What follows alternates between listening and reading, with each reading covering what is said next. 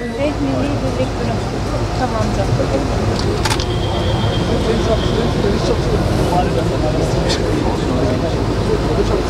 Ekrem Bey gel.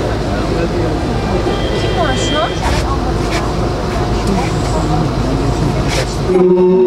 في سبيل الله أمواتا بل أحياء عند ربهم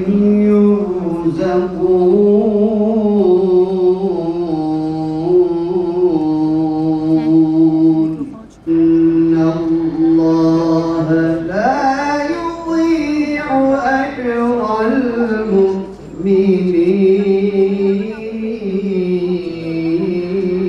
المؤمنين الذين استجابوا لله والرسول من بعد ما أصابهم القرح للذين أحسنوا وقالوا حسبنا الله ونعم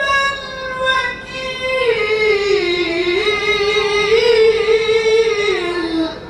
ببركة ختمات القرآن العظيم وبحرمة من أرسلته رحمة للعالمين.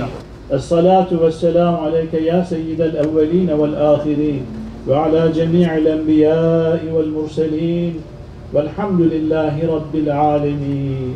Hayırların fethi şerlerin defi için, vatanın milletin birlik beraberliği için şehit olmuş bu aziz şehitlerimizin mübarek ruhları için, hasaten Allah rızası için. El Fatiha.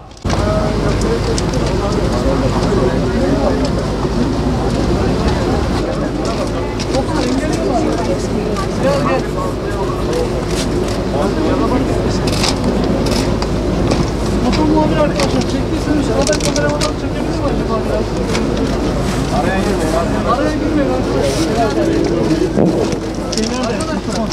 Motor muhabir arkadaşlar. Dostum.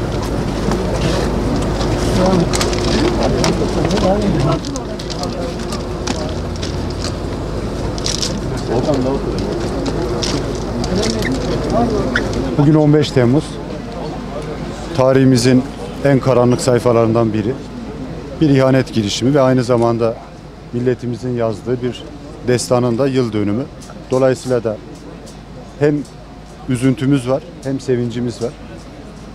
Aziz milletimiz Cumhurbaşkanımızın dirayetiyle, kendisinin milletimizin ferasetiyle, şehitlerimizin, gazilerimizin ödediği bedelle bu devleti uçurumun kenarında alarak inşallah sonsuza kadar yaşatmak için bir bedel ödedi.